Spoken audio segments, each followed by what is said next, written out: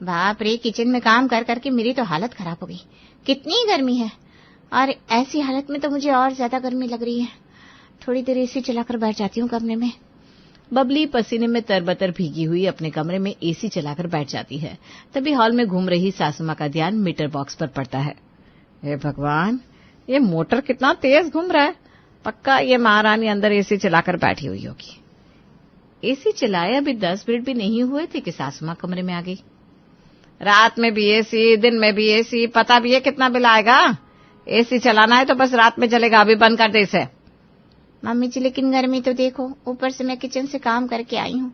मेरी हालत तो आपको पता ही है, गर्मी से और कितनी ज्यादा खराब हो रही है। इतनी गर्मी लग रही है तो कूलर चला ले, लेकिन एसी नहीं चलेगा। हमारे जमाने में तो कूलर भी नहीं होता था, लेकिन चला लेते थे ना काम। सासू माँ तो एसी बंद करवा कर वहां से चली जाती है, लेकिन गर्मी में बबली की हालत खराब हो जाती है। वो सीधे अपने माँ को फोन लगाती है। अरे क्या हो गया बेटा, क्यों इतनी परेशान लग रही है? क्या बताऊं मम्मी, इतनी गर्मी है, पूरा दिन किचन में काम कर करके बिल्कुल पसीना पसीना हो जाती हूँ। ऐसी हालत में मुझे और ज्यादा गर्मी लगती है, और ये मेरी सास है, 2 मिनट एसी चलाते ही बवाल कर देती है। अरे 1 मिनट, क्या बोली तू? ऐसी हालत में तुझे और गर्मी लगती है? ऐसी मतलब कैसी हालत बेटा? सच सच बता, कोई खुशखबरी है क्या? खुशखबरी? हाँ मम्मी, अब आप देखो ना, मैं कैसे इतनी गर्मी में रहूं, ऊपर से इतनी गर्मी में घर का काम। अरे तू चिंता ना कर, तुझे इस हालत में गर्मी में काम करने की ना ही कोई जरूरत है और ना ही बिना एसी के रहने की। तो घर आ जा, यहाँ आराम से एसी के नीचे रहियो, किसी काम की भी टेंशन नहीं है। अब बबली की माँ ने उसके मन की बात बोल दी। बबली ने तो अगले दिन ही अपना बैग पैक किया और अपने दोनों बच्चों को लेकर अपने मायके चली गई। आइए दीदी, मम्मी जी ने बताया मुझे आपके बारे में। मुझसे गुड न्यूज छिपाई जा रही थी। हाँ, पिछली दोनों बार तो आपने मुझे सबसे पहले बताया था, तो इस बार क्यों नहीं बताया? अरे नहीं भाभी, ऐसा कुछ नहीं है, मैं आपको बताने ही वाली थी, लेकिन कल बात नहीं हो पाई। लेकिन मुझे आना तो था ही, क्योंकि अगले महीने मुझे अपने टेस्ट भी कराने हैं, और आपको पता है ना, मुझे डीबी हॉस्पिटल के डॉक्टर के अलावा और कोई डॉक्टर सूट नहीं होता। अगले महीने पूरे 3 महीने हो जाएंगे, तो टेस्ट वगैरह कराने के बाद वापस चली जाऊंगी। अरे नहीं, आपने बिल्कुल ठीक किया। आप बैठो, मैं आपके लिए चाय नाश्ता लेकर आती हूँ। भाभी, मुझे ना बहुत गर्मी लग रही है, मैं अंदर वाले कमरे में चली जाऊं क्या? आप वहीं पर मेरे लिए चाय वगैरह ले आना। अच्छा ठीक है दीदी, लगता है इस बार आपको गर्मी बिल्कुल भी बर्दाश्त नहीं हो रही। आप अंदर वाले कमरे में लेट जाइए, मैं एसी ऑन कर देती हूँ। थैंक यू भाभी। मैं गुड्डू चिंकी को भी अंदर ले जाती हूँ, बाहर धूप है ना, दोनों थक गए, इन्हें भी अंदर सुला लेती हूँ। बबली के दोनों जुड़वा बच्चे थे जो अभी 3 साल के थे। वो अपने दोनों बच्चों को लेकर अंदर एसी वाले रूम में सो जाती है, लेकिन अब दिन में बाहर सबको बड़ी गर्मी लगती है। मम्मी गर्मी लग रही है, चलो ना हम भी अंदर एसी वाले कमरे में चलते हैं। बेटा मैं तो अंदर नहीं जा सकती क्योंकि अंदर इतनी जगह नहीं है, लेकिन तुम चले जाओ और रिया को भी ले जाओ, बुआ के साथ ही बैठ जाओ तुम लोग। दोनों बच्चे अंदर कमरे में जाते हैं। लाइट्स ऑफ थी, दोनों बच्चे आराम से सो रहे थे और बबली आराम से अपना फोन चला रही थी। बुआ, हम भी यहाँ आपके साथ लेट जाए क्या? बेटा तुमने देखा ना, ये 2 सो रहे हैं, अगर ये दोनों उठ गए ना तो मुझे बहुत परेशान करेंगे। तुम प्लीज दूसरे वाले कमरे में सो जाओ ना, और वैसे भी थोड़े दिन बाद तो मैं चली जाऊंगी, तब तो ये कमरा फिर से तुम्हारा हो जाएगा। बस थोड़े दिन की बात है, प्लीज मैनेज कर लो बेटा। ठीक है बुआ, चलो भैया हम दूसरे कमरे में चलते हैं। बबली दोनों बच्चों को कमरे से बाहर भेज देती है। अच्छा हुआ जो दोनों एक बार बोलने से ही चले गए, वरना यहाँ बैठते तो सारे कमरे में धूच मूछ हो जाती, ऊपर से ये दोनों उठ जाते सो लगा। पर अच्छा बहाना मिल गया मुझे एसी वाले कमरे में रहने का। बबली मस्त पूरी दोपहर से शाम तक एसी वाले कमरे में ही अपने बच्चों के साथ रहती है। शाम होती ही, मम्मा आइसक्रीम खानी है। अरे आइसक्रीम खाने का मन तो मेरा भी कर रहा है, अभी मंगाती हूँ। बबली बाहर आती है जहाँ सब लोग बैठे हुए थे। अरे आइए दीदी, अभी मोहन जी बाहर से गर्मा गर्म समोसे लेकर आए थे, मैं आपके पास लेकर आ रही थी। अच्छा हुआ आप आ गई। अरे वाह, समोसे, थैंक यू भैया, मेरा समोसे खाने का बड़ा मन कर रहा था, लेकिन आज ना मेरा आइसक्रीम खाने का भी बहुत मन कर रहा है। इतनी देर से यही सोच रही थी आइसक्रीम मंगाओ नहीं मंगाओ, लेकिन लगता है आइसक्रीम खाए बिना काम नहीं चलेगा। हाँ दीदी, ये बात तो आपने बिल्कुल ठीक कही। इस हालत में एक बार जो चीज खाने का मन कर जाता है ना, उसे खाए बिना राहत मिलती नहीं। मैं अभी चिंटू को भेजकर आपके लिए आइसक्रीम मंगवा देती हूँ। लेकिन मम्मी वो दुकान बहुत दूर है, ऊपर से बाहर गर्मी देखो कितनी है, कल आइसक्रीम वाला आएगा तब ले लेना। अच्छा, जब अपने दोस्तों के साथ खेलने जाता है तब तो तुझे गर्मी नहीं लगती, बुआ के लिए आइसक्रीम लाने में तुझे गर्मी लग रही है? चुपचाप से लेकर आ आइसक्रीम। सॉरी बेटा, इतनी गर्मी में तुझे परेशान कर रही हूँ, लेकिन कुछ ज्यादा ही मन कर रहा है मेरा आइसक्रीम खाने का। कोई बात नहीं बुआ, मैं लेकर आता हूँ। चिंटू बाहर आइसक्रीम लेने जाता है और बाहर इतनी गर्मी थी कि वो बिल्कुल पसीना पसीना हो जाता है। अरे यार, एक तो बुआ ने आते ही एसी वाले कमरे पर कब्जा कर लिया, ऊपर से इतनी गर्मी में इनके चक्कर में बाहर घूमना पड़ रहा है। चिंटू आइसक्रीम लेकर घर आता है। अरे तू इतनी सारी आइसक्रीम क्यों ले आया? एक टब आइसक्रीम बहुत थी, कौन सी भी लेकर आ गया? अच्छा क्या बेटा, लेकिन ये पूरा टब आइसक्रीम तो नहीं खा लूंगी। बहुत मन कर रहा है खाने का। ये तो मुझे पता ही था, इसीलिए तो कौन सी लेकर आया, वरना आइसक्रीम भी खाने को नहीं मिलती। अभी तक तो सबको लग रहा था कि बबली पूरा टब आइसक्रीम खाने का मजाक कर रही है, लेकिन वो सच में ही आइसक्रीम का भरा पूरा टब खा जाती है। मुझे तो लगा तू ऐसे ही बोल रही है, लेकिन तूने तो पूरी 1 किलो आइसक्रीम खा ली। सॉरी भैया, लेकिन मुझसे ना रुका ही नहीं गया। एक बार खाना शुरू किया तो इतनी अच्छी लगी कि मैं पूरी ही खा गई। बुआ थोड़ी सी तो छोड़ देती, मुझे भी वो वाली आइसक्रीम थोड़ी सी टेस्ट करनी थी। अपना कोन खा लिया ना तुमने, फिर बुआ की आइसक्रीम पर क्यों नजर डाल रही हो? चलो जाओ, जाकर अपनी पढ़ाई करो। हाँ, मैं भी कमरे में ही जाती हूँ, यहाँ की गर्मी ना मुझसे बर्दाश्त नहीं हो रही। बबली फिर से अपने दोनों बच्चों को लेकर एसी वाले कमरे में चली जाती है और रात को उसके भैया भाभी और दोनों बच्चों को बिना एसी वाले दूसरे कमरे में सोना पड़ता है। मम्मी, इस कूलर की हवाएं नहीं लग रही, पता नहीं कहाँ हवा दे रहा था ये। हम अपने कमरे में नहीं सो सकते क्या? कोई बात नहीं बेटा, थोड़े दिन कर लो मैनेज। तुम्हारी बुआ जी आई है ना, इतना तो कर ही सकते हम उनके लिए। हाँ बच्चों, और सोचो, उन्हें तो हमसे भी ज्यादा गर्मी लग रही है। चलो अब सो जाओ, वरना सुबह देर तक सोते रहोगे। मम्मी, लेकिन सोएंगे तो तब ना जब नींद आएगी, इतनी गर्मी लग रही है, नींद ही नहीं आ रही। ऊपर से बुआ के पास सोने के लिए जाओ तो बुआ कहती है गुड्डू और चिंकी उठ जाएंगे। अरे बस भी करो आप, इतनी भी गर्मी नहीं है यहाँ पर, सो जाओ चुपचाप। जब से एसी लगाए गंदी आदत पड़ गई तुम्हें उसकी। बेचारे पूरी रात गर्मी में सोते हैं और अगले दिन भी बबली एसी वाले कमरे से बाहर आने का नाम ही नहीं लेती। बबली दीदी, मैंने खाना बना दिया है, आइए खाना खा लीजिए। खाना क्या बनाया है भाभी आपने खाने में? ज्यादा कुछ तो नहीं, मम्मी जी ने बोला था गर्मी है तो कुछ हल्का बना लो, तो मैंने दाल चावल और आलू की भुजिया बनाई है। क्या? मेरा तो ये खाने का बिल्कुल भी मन नहीं कर रहा। माफ करना भाभी, आपको परेशान कर रही हूँ, लेकिन क्या आप मेरे लिए कोल्ड सैंडविच बना दोगी कोल्ड कॉफी के साथ? हाँ कोई बात नहीं दीदी, बना दूंगी। वैसे भी इस हालत में जो खाने का मन करता है वही खाना चाहिए।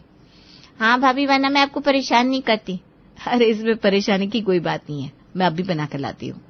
शीतल किचन में बबली के लिए कोल्ड सैंडविच और कोल्ड कॉफी बनाने जाती है। वाह मम्मा, आप कोल्ड कॉफी बना रहे हो, थोड़ी सी मुझे भी देना। अच्छा ठीक है। मम्मी, आज तो हमारे दोस्त आ रहे हैं घर पर हॉलीडे होमवर्क करने के लिए, तो उनके लिए भी बना देना। अच्छा ठीक है, बना दूंगी। पहले ये लेकर जाओ और अपनी बुआ को दे दो। चिंटू और रिया अपनी बुआ को कोल्ड कॉफी और सैंडविच देने के लिए जाते हैं, तो अंदर 2 मिनट के लिए उन्हें एसी की हवा में एकदम ठंडी राहत मिलती है। आहा, कल से अब जाकर इतनी ठंडी हवा मिली है। चिंटू, रिया, तुम्हारे दोस्त आ गए, जल्दी से आओ। चिंटू और रिया को अपने फ्रेंड्स के साथ मिलकर हॉलीडे होमवर्क करना था, इसलिए वो कूलर वाले रूम में जाकर बैठ जाते हैं, लेकिन वहां तो सबके पसीने ही छूट जाते हैं। यार, तूने हमको यहाँ पर क्यों बिठाया? कितनी गर्मी लग रही है यहाँ पर। तुम्हें तो पता है मेरी बुआ घर पर आई है, तो वो एसी वाले कमरे में बैठ गई है, इसलिए हम वहां नहीं जा सकते। पहले बता देते यार, मैं सबको अपने घर बुला लेता। बिना एसी के यहाँ पर बैठा ही नहीं जा रहा है, मैं अपने घर जा रहा हूँ। मैं भी चलता हूँ, तुम लोग ही बैठकर पढ़ाई करो इतनी गर्मी में। गर्मी के चक्कर में उनके दोस्त भी वहां से चले जाते हैं। मम्मी, बुआ को बोलो ना थोड़ी देर तो बाहर बैठ जाए, बुआ तो रूम से बाहर ही नहीं निकलती। इतनी गर्मी में परेशान हो गए हम, गर्मी में पढ़ाई भी नहीं होती। गर्मी तो मुझे भी लग रही है बेटा, लेकिन क्या करें, कुछ टाइम के लिए मैनेज करना पड़ेगा ना। बुआ की भी तो प्रॉब्लम समझो बेटा। इधर सब लोग गर्मी में परेशान हो रहे थे और वहां बबली एसी वाले कमरे में मजे कर रही थी। अच्छा हुआ जो मम्मी के मुंह से वो बात निकल गई और मैंने भी उनकी हाँ में हाँ मिला दी, वरना एक तो यहाँ पर आकर भी काम करना पड़ता, ऊपर से एसी वाला कमरा भी नहीं मिलता। सारी गर्मी यहीं पर रहूंगी, वरना अगर एक बार घर चली गई तो वहां पर गर्मी में चैन मिलने से रहा। वैसे मुझे खाना खाए बहुत देर हो गई, भाभी से कुछ ठंडा सा बनवाती हूँ। बबली एसी की ठंडी ठंडी हवा से बाहर आती है। भाभी बहुत गर्मी लग रही है, पीने को कुछ ठंडा बना दो ना। क्या? लेकिन आप तो सुबह से एसी के कमरे में बैठी हो, फिर भी आपको गर्मी लग रही है? नहीं भाभी, कमरे में तो अच्छा लग रहा था, लेकिन बाहर आई ना तो बड़ी गर्मी लग रही है। खाना भी काफी देर पहले खाया था ना, तो अभी कुछ पीने का मन हो रहा है। मेरे लिए शरबत बना दो ना। गुलाब का बनाओ? हाँ, फिलहाल तो गुलाब का ही दे दो भाभी। बाकी आप वो जो दूध गाढ़ा करके शरबत बनाती हो ना, वो पीने का बड़ा मन कर रहा है। अरे लेकिन उसे बनाने में बहुत टाइम जाता है दीदी, और फिर उसे ठंडा भी करना पड़ता है। मैं आपके लिए शाम को बनाकर फ्रिज में रख दूंगी। शीतल ठंडा ठंडा शरबत बनाकर बबली को देती है और बबली तुरंत ही शरबत लेकर फिर से एसी वाले कमरे में पहुंच जाती है। हे भगवान, बाहर तो 5 मिनट में ही मेरे पसीने छूट गए। अब नहीं निकलने वाली कमरे से बाहर।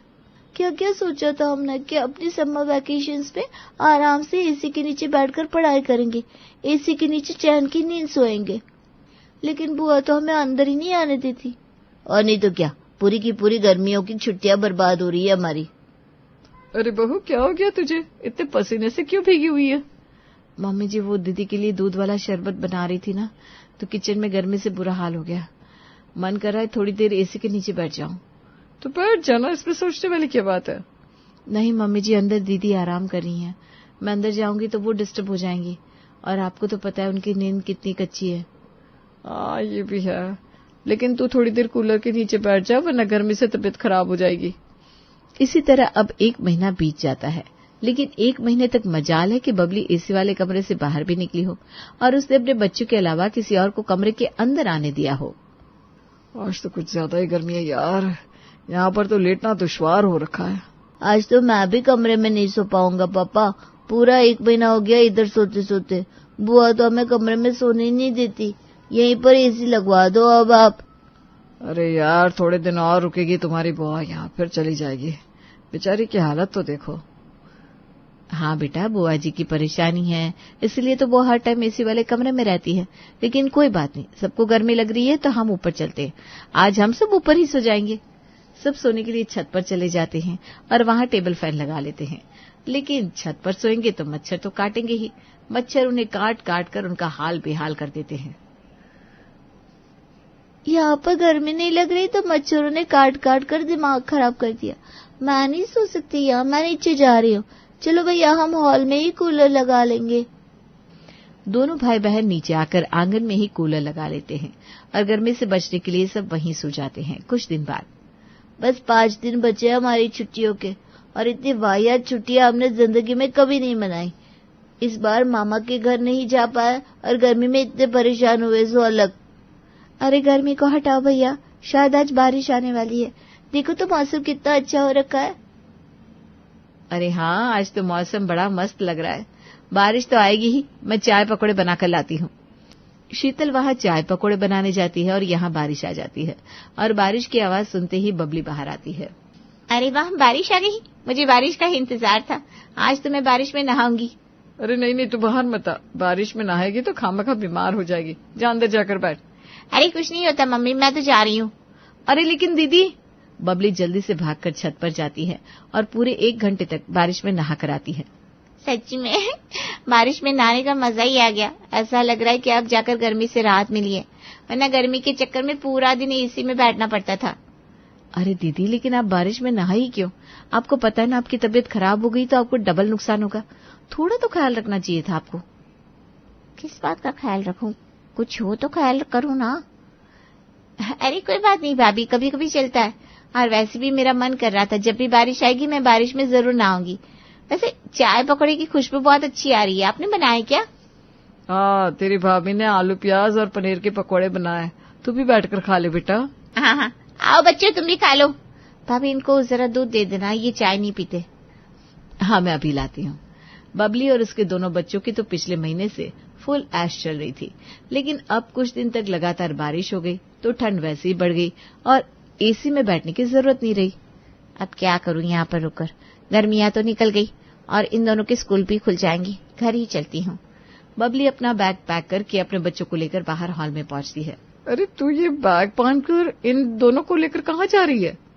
बस वापस अपने ससुराल जा रही हूँ मम्मी। इतने दिन हो गए यहाँ पर रुके हुए, फिर इनका एडमिशन भी कराया था तो स्कूल भेजूंगी ना।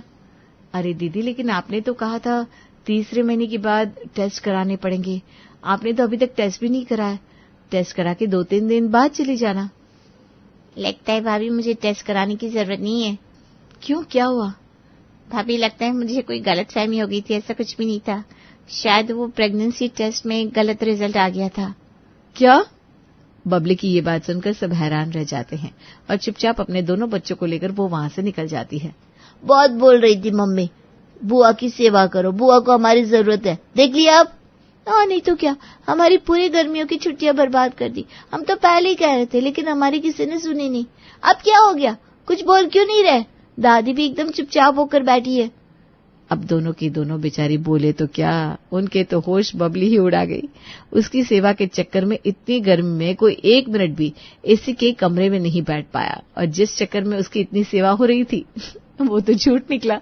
पुरानी सड़क पर रहने वाली राधिका को बचपन से ही शादी करने का बड़ा शौक था, जिसकी वजह से कॉलेज खत्म करते ही उसने शादी के लिए दबाव बनाना शुरू कर दिया था। माँ, आपने अपनी बचपन की सहेली निर्मला आंटी से बात की क्या? याद है बचपन में जब भी आंटी जी आती थी तो मैं और उनका बेटा आदित्य साथ में कितनी मस्ती किया करते थे। अगर उनके यहाँ मेरा रिश्ता हो गया ना तो आपकी दोस्ती रिश्तेदारी में बदल जाएगी। इससे ज्यादा खुशी की बात आपके लिए और क्या हो सकती है ना? हद हो गई है बेशर्मी की राधिका। दुनिया चाहे जितनी मॉडर्न बन गई हो, लेकिन तेरी तरह बात बात पर शादी करने के लिए उतावलापन दिखाने में आज भी हिंदुस्तान की लड़कियां शर्माती हैं। लेकिन राधिका अपनी शादी के लिए इतनी उतावली थी कि वो खुद ही इंटरनेट पर और सोशल मीडिया के माध्यम से अपने लिए एक अच्छा लड़का तलाश करने लगती है। मम्मी, आपको पता है आज मैं एक जरूरी काम से मार्केट गई थी। वहां पर मैंने दुकानों पर इतने सुंदर सुंदर कपड़े लटकते हुए देखा कि मेरा भी ना उन पर दिल आ गया। अब चलो ना वो साड़ियां मुझे दिलवा दो। अरे दिमाग खराब है क्या तेरा? तेरे बाप की अकेली सैलरी में 4-4 लोगों का खर्च सही से नहीं चल पाता। और वैसे भी बेटा अभी तेरी शादी नहीं हुई है जो तू साड़ियों की खरीदारी करेगी। ये कौन सी बात होती है भला? अपनी पसंद के कपड़े पहनने के लिए मुझे शादी करनी पड़ेगी? अगर ऐसी बात है ना तो ठीक है, तुम ऐसा करो, मेरे लिए भी कोई ढंग का लड़का देखकर मेरी शादी कर दो। कम से कम अच्छे कपड़े, महंगे जूते, देश विदेश की यात्रा करने का मौका तो मिलेगा। मुझे तो ऐसा लगता है कि मुझे अपने सारे सपने पूरे करने के लिए सिर्फ शादी करने की जरूरत है। बेटा तुझे बड़ी उम्मीद से पढ़ाया लिखाया, कभी सपने में भी नहीं सोचा था कि मेरी पढ़ी लिखी लड़की ऐसी गंवारों जैसी बात करेगी। अरे शादी क्या महंगे कपड़े, गहने और जूते पहनने के लिए की जाती है? शादी को तमाशा बना के रखा है तुम्हारे जैसे आजकल के बच्चों ने।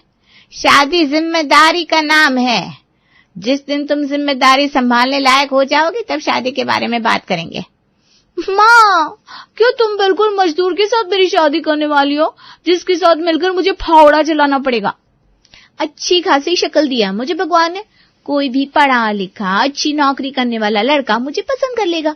तुम ज्यादा चिंता मत करो, बस मेरे लिए कोई अच्छा लड़का ढूंढना शुरू कर दो। राधिका किसी की एक बात सुनने के लिए तैयार नहीं थी। बेटी की जिद को देखकर उसकी माँ भी अब राधिका के लिए लड़के देखना शुरू कर देती है।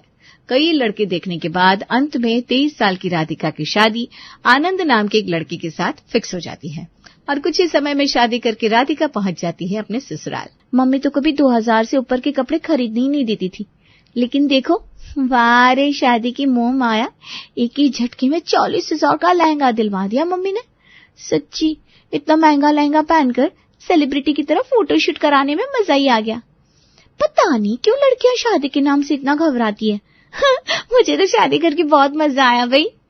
शादी के अगले दिन राधिका अपने 40,000 के लहंगे को निहार रही थी, तभी उसका पति आनंद कमरे में आता है। राधिका चलो, माँ ने बुलवाया है, तुम्हारी पहली रसोई की रस्म करनी है। पहली रसोई से क्या मतलब है? तुम्हारे घर में इतने सालों से लोगों ने खाना नहीं खाया है क्या, जो मेरे आने के इंतजार में भूखे बैठे हुए थे? अरे जैसे इतने सालों से खाना बन रहा था आगे भी बनवा लो ना यार, क्यों मेरा मूड खराब कर रहे हो? राधिका ये कैसी बात कर रही हो तुम? अभी कल ही हमारी शादी हुई है और आज ही तुम ऐसी उलूल झुलूल बातें करने लगी। अरे भाई, पहली रसोई एक रस्म होती है जिसको निभाना बहुत जरूरी होता है। चलो अब देर मत करो और फटाफट से तैयार होकर नीचे आ जाओ। मैं भी कहाँ बहस में पड़ गई।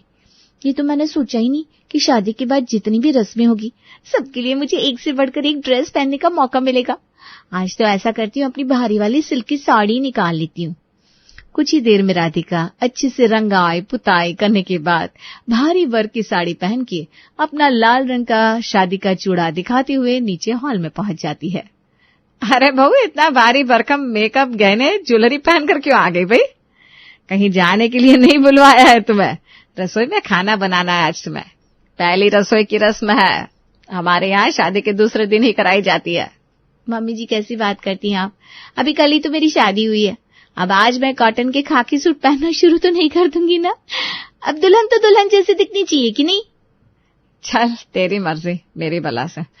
जो तेरे पास रंग रोगन बचा है ना, वो भी एक दिन में पोत कर खत्म कर ले। चल अब बातों में समय खराब मत कर, रसोई में आ जा।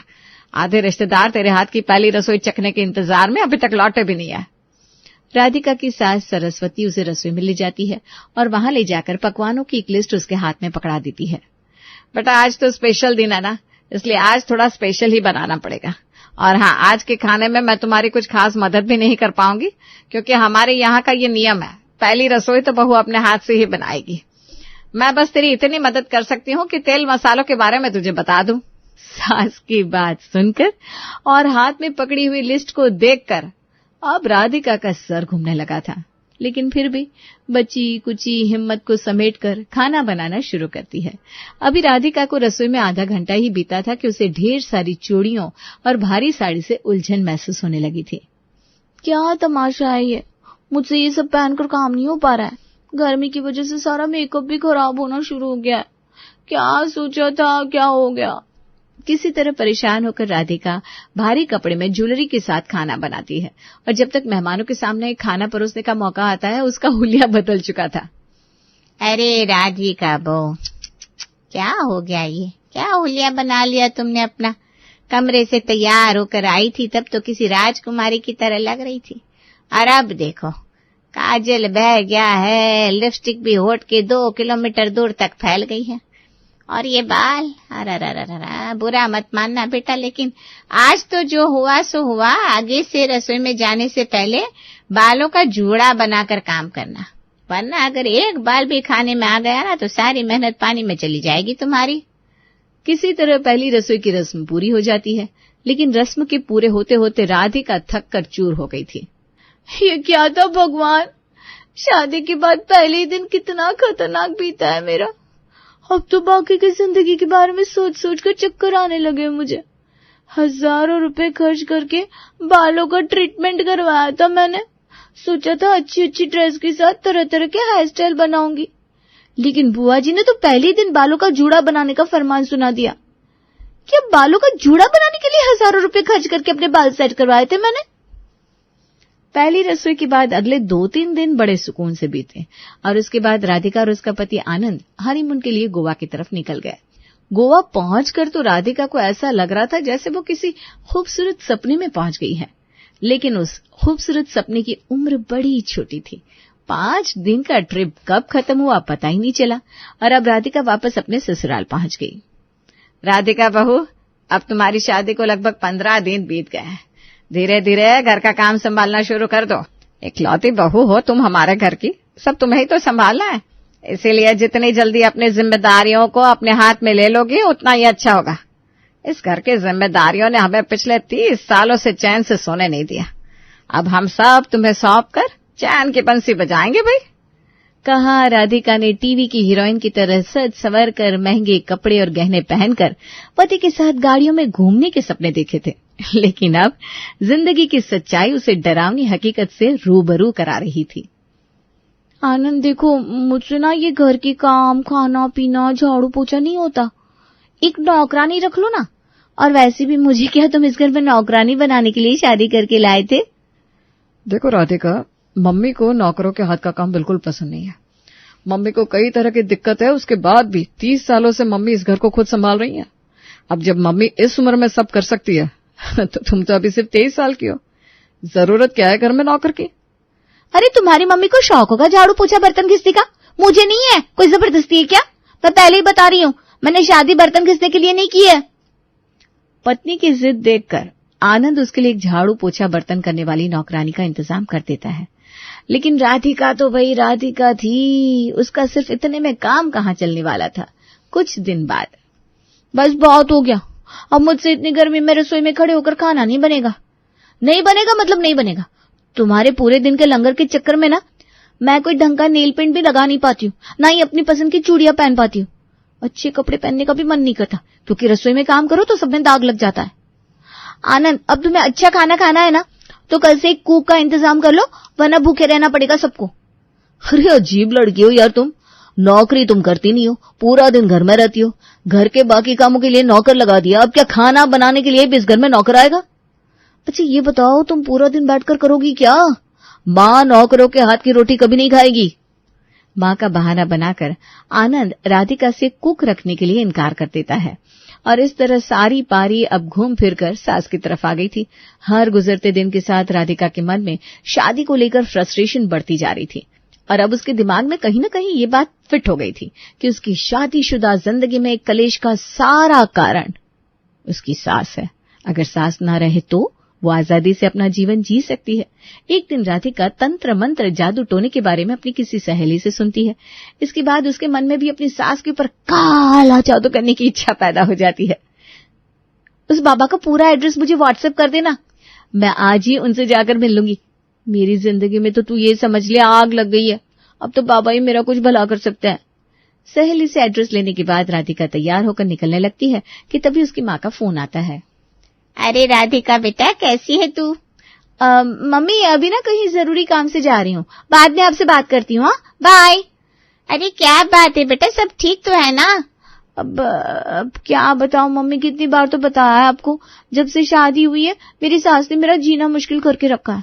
पूरा दिन बस घर के काम बताती रहती है, कभी कहती है कपड़े धो दो, कभी कहती है किचन साफ करो, कभी खाना बनाओ, कभी नाश्ता बनाओ, कभी मेहमानों की खातिरदारी करो। जिंदगी खराब हो गई है मेरी बुढ़िया के चक्कर में।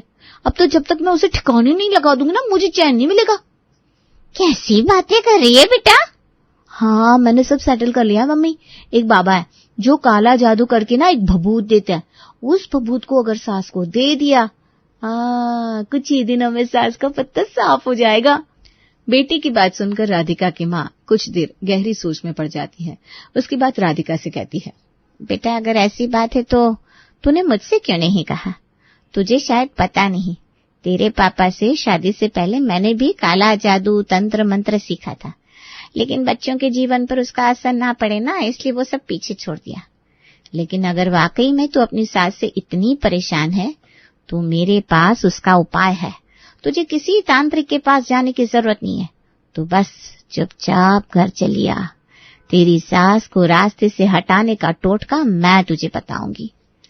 माँ की बात सुनकर राधिका को बड़ी हैरानी होती है, लेकिन इस समय उसे अपनी सास को अपने रास्ते से हटाना था, इसलिए माँ के बारे में ज्यादा ना सोचते हुए वो फटाफट तैयार होकर माँ के घर की तरफ निकल जाती है। मायके पहुंचकर, मम्मी जल्दी बताओ ना क्या टोटका है, और मुझसे ना ज्यादा इंतजार नहीं हो रहा, बस मुझे सुकून की जिंदगी जीनी है।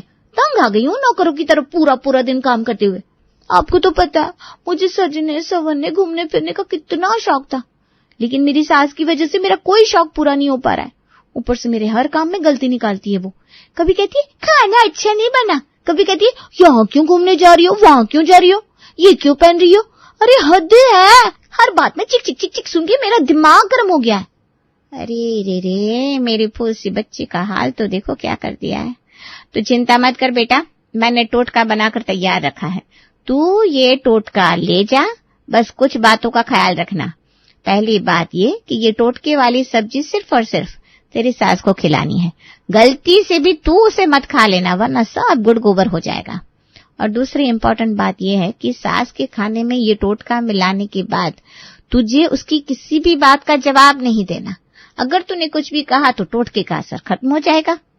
माँ की सारी बातों को ध्यान से सुनने और समझने के बाद राधिका टोटका लेकर अपने घर पहुंच जाती है। घर पहुंचकर, माँ जी आपके लिए चाय बना दूं क्या? 5 बज गए, आपकी चाय पीने की इच्छा हो रही होगी ना?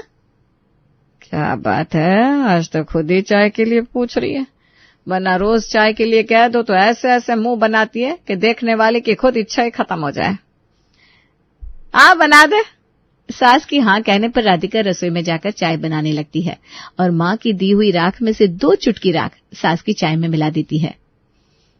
राधिका बेटा, बुरा मत मानना, इतने महीने हो गए तुम्हारी शादी को, लेकिन एक ढंग की चाय बनानी नहीं आई।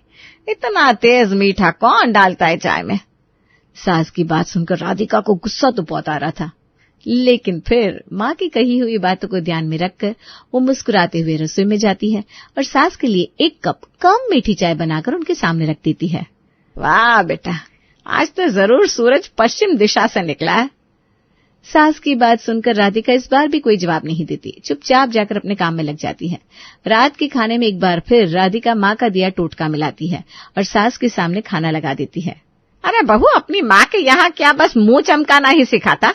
ये सब्जी खाकर देख, ऐसा लगता है कि नमक डाला ही नहीं है और मिर्च का पूरा डब्बा उड़ेल दिया है।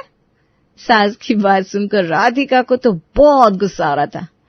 हाय, आज भी वो गुस्से का घूंट पीकर रह जाती है। क्या करे, माँ ने जो कहा था। सास को अब बहू राधिका की हरकतें कुछ ज्यादा ही अजीब लगने लगी थी। राधिका के बने खाने में उसकी सास कितनी भी कमी निकालती, लेकिन राधिका पलटकर कोई जवाब नहीं देती। आखिरकार सास भी बोल बोल कर थक गई थी और उसने भी बहू के काम में गलतियां निकालना बंद कर दिया था।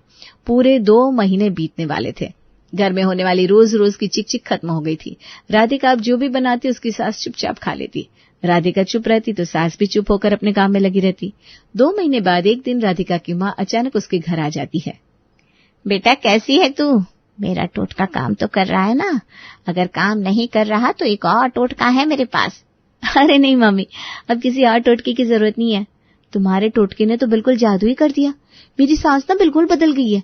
पहले तो हर छोटी छोटी बात पर हमारे घर में सिर्फ कलेश मचा रहता था लेकिन आजकल तो मम्मी जी बिल्कुल चुप रहती हैं।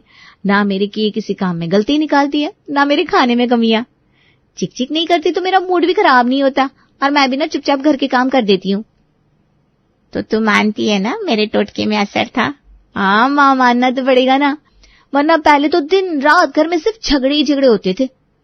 बेटा, अगर मैं कहूँ कि मैंने तुझे कोई टोटका नहीं बल्कि पीसी चीनी दी थी तो तू इस बात को यकीन कर पाएगी? हो ही नहीं सकता। अगर वो टोटका नहीं होता तो तुम ही बताओ कैसे मेरे घर में सब कुछ बदल जाता। तेरे घर के हालात इसलिए बदले क्योंकि तूने अपनी आदत बदली।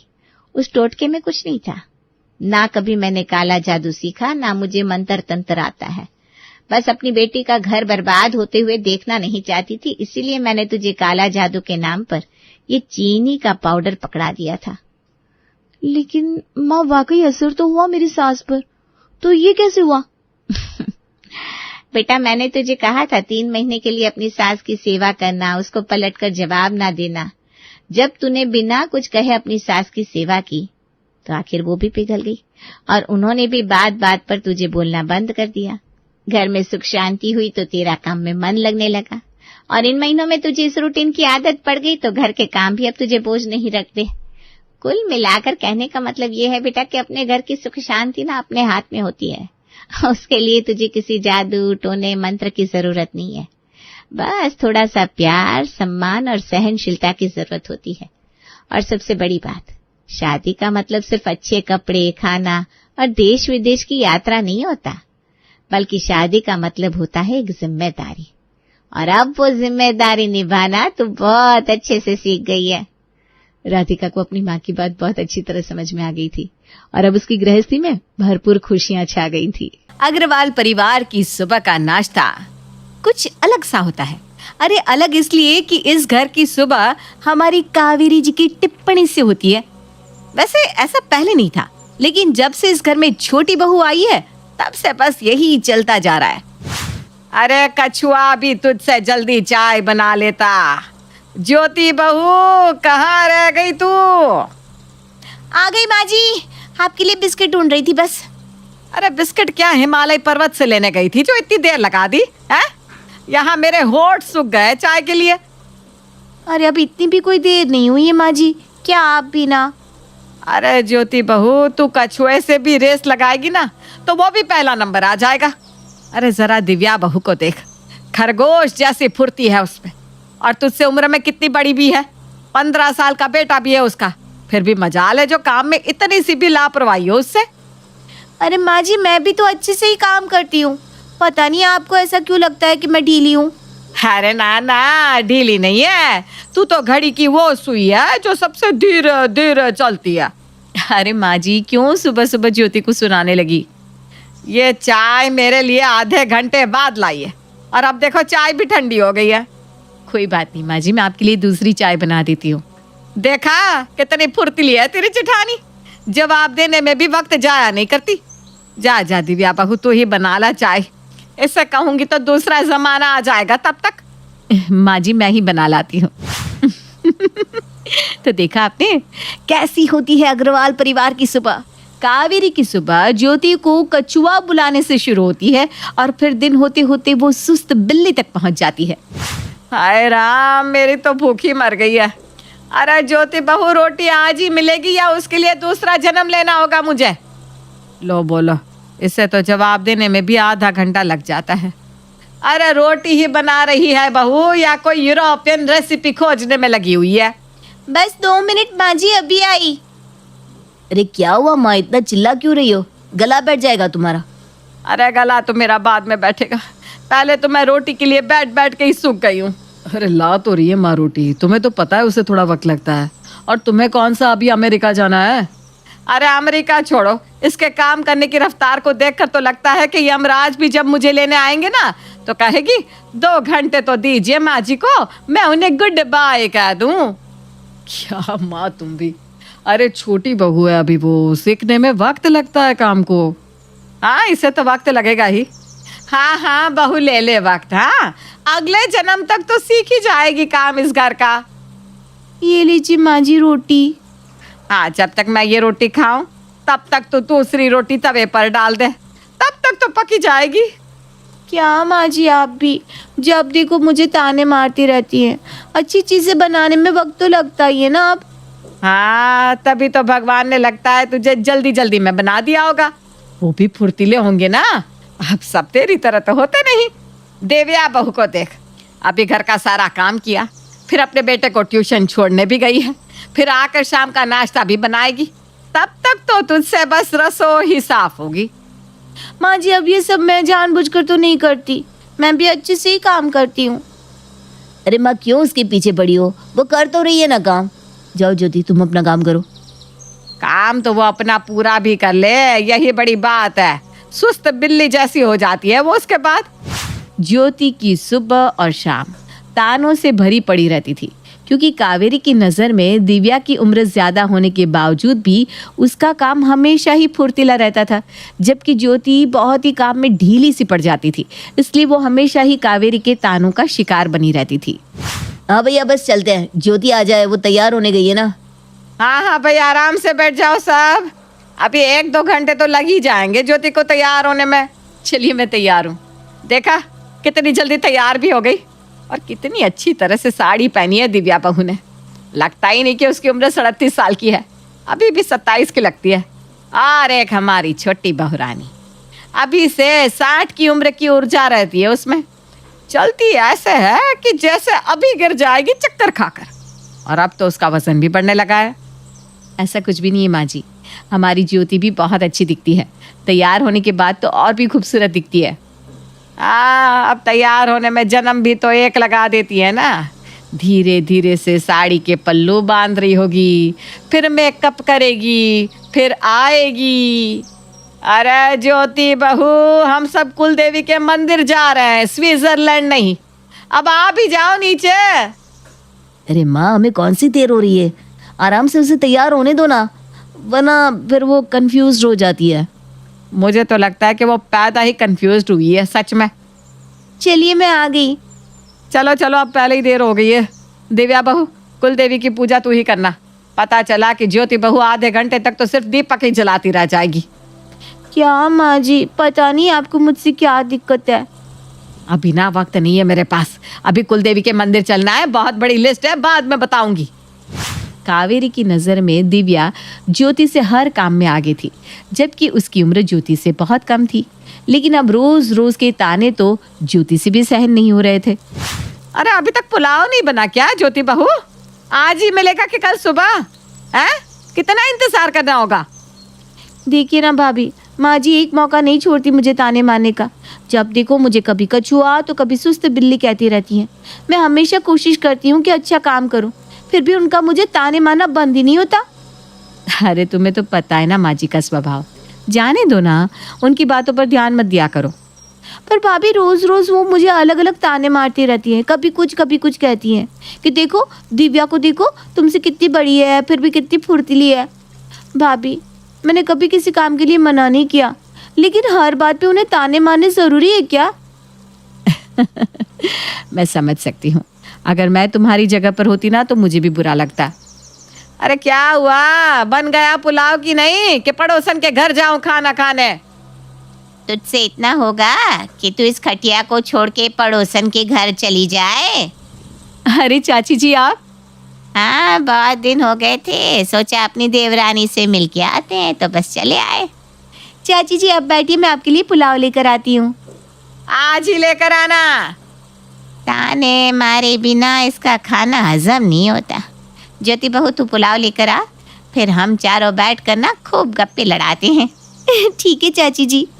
शीला के आने से घर का माहौल खुशनुमा सा हो गया था। शीला इस उम्र में काफी सारे काम कर लेती थी, जिसे देखकर दोनों बहुएं शीला से काफी प्रभावित हो गई थी। माँ जी आपको पता है आज चाची जी ने क्या मंदिर सजाया है, और तो और सूखे मेवे का भोग भी बनाया है। अरे भाभी, आज सुबह तो चाची जी उठकर योगा भी कर रही थी और उन्होंने सारे गमलों को पानी भी दे दिया। मुझे तो ऐसा लगता है कि आपके वक्त में तो माँ जी और आप मिलकर जल्दी से काम खत्म कर लेते होंगे, है ना?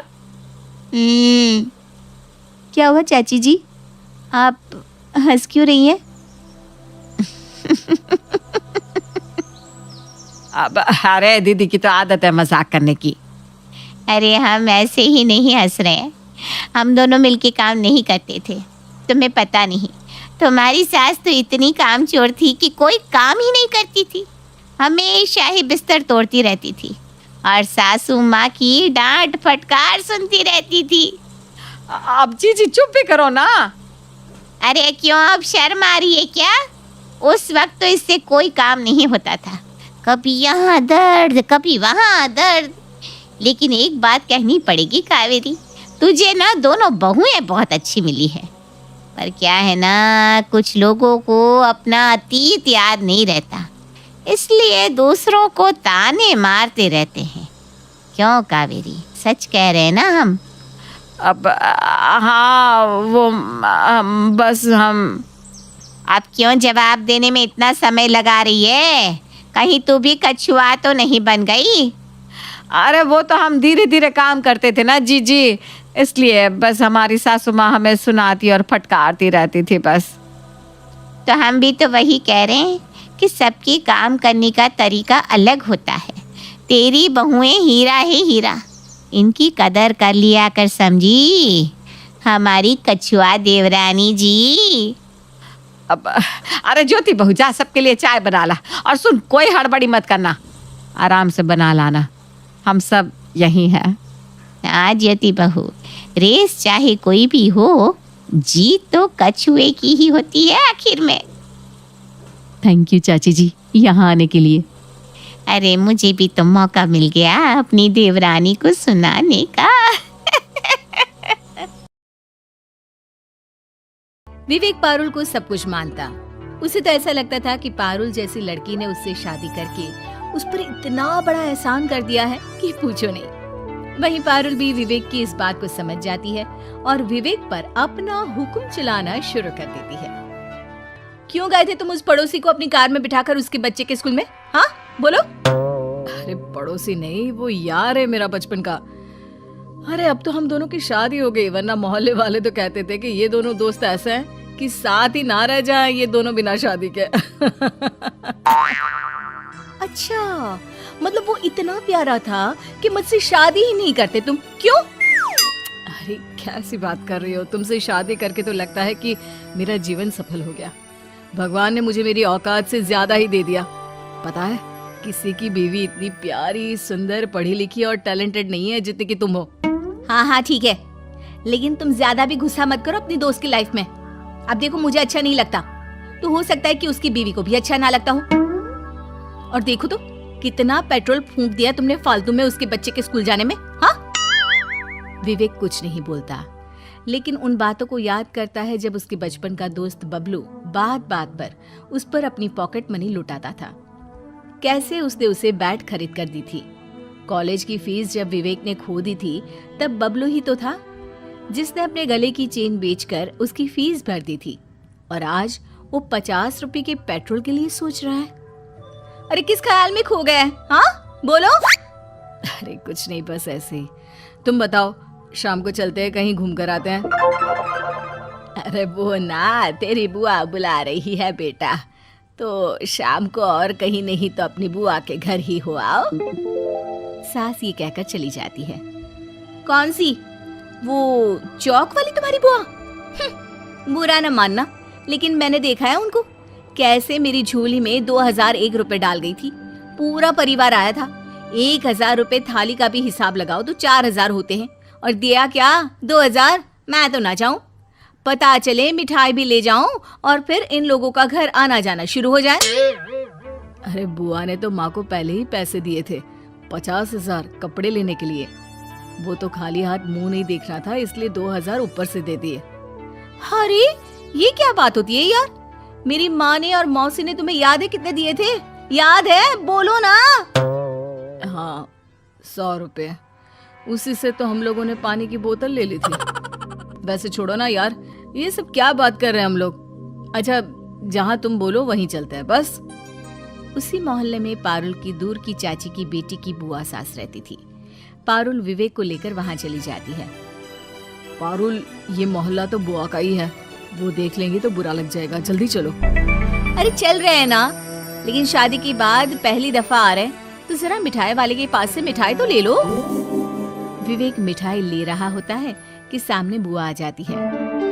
अरे विवेक, तू तो आज शहर में नहीं था, झूठ बोलता है, शर्म नहीं आती? बचपन से पाला था तुझे, आज से तेरा मेरा रिश्ता खत्म। विवेक को बहुत बुरा लगता है, वो रोने लगता है, लेकिन बुआ वहाँ से चली जाती है। अरे कहाँ रह गए थे, चलो ना जल्दी। और हाँ, महंगी वाली मिठाई ली है ना? अरे क्या हो गया, मुंह ऐसे लटका हुआ क्यों है? सब ठीक तो है ना? मिठाई की दुकान में बुआ मिल गई थी, पता नहीं क्या सोच रही होंगी। अरे छोड़ो ना, सोचने दो, क्या करना है, चलो जल्दी। अगले दिन मोहल्ले में बबलू विवेक से मिलता है। अरे विवेक, सुनना, चल कहीं घूम कर आते यार, बहुत बोर सा फील हो रहा है। हाँ यार, मेरा भी मन कर रहा है, बस हाथ में अच्छी सी कोल्ड ड्रिंक की बोतल हो और सिर्फ मैं और तू पुराने दिन को याद करते हैं। अच्छा चल, फिर मैं चेंज करके आता हूँ, तू भी आ जा जल्दी से, ठीक है? विवेक कमरे में आता है, लेकिन उसे डर लगता है कि कहीं पारुल उसे मना ना कर दे। पहले तो वो सोचता है कि वो पारुल को बिना बताए ही निकल जाएगा, लेकिन फिर पारुल, मैं बबलू के साथ जरा काम से जा रहा हूँ, शाम तक आ जाऊंगा। नहीं नहीं, बिल्कुल नहीं, कहीं नहीं जा रहे हो तुम। जाओ, जाकर बोल दो तुम्हारी कार खराब है, फिर देखना सारा प्लान कैसे कैंसिल होता है। अरे क्या सी बात कर रही हो पारुल, वो मेरा दोस्त है, दिल का रिश्ता है मेरा और उसका, मैं क्यों ये काम करूं? ठीक है, मत करो, लेकिन याद रखना जब तक तुम वापस आओगे मैं यहाँ नहीं रहूंगी, मैं मायके चली जाऊंगी। विवेक परेशान हो जाता है और बबलू को जाने से मना कर देता है। ऐसे ही कई दफा हो जाता है, और जब विवेक पारुल के कहने पर बबलू से बहाने करता है, लेकिन एक दिन। अरे क्यों विवेक, तू तो बोल रहा था कि तू घर पर नहीं है, लेकिन तू तो 2 दिन से कहीं गया ही नहीं है।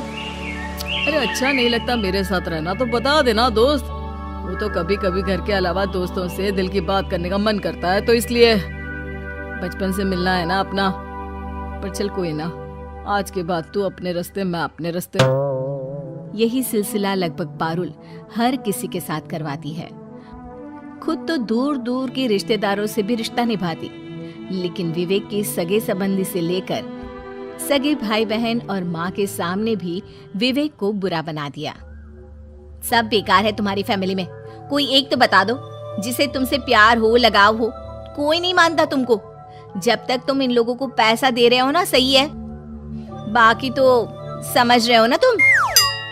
कहते हैं ना कि एक बात को दिन में 10 बार बोला जाए तो चाहे वो झूठ भी हो, सच्ची लगने लगती है। कुछ ऐसा ही विवेक के साथ भी होता है। उसे खुद का परिवार अच्छा नहीं लगता, उसके करीबी भी उससे दूर हो जाते हैं।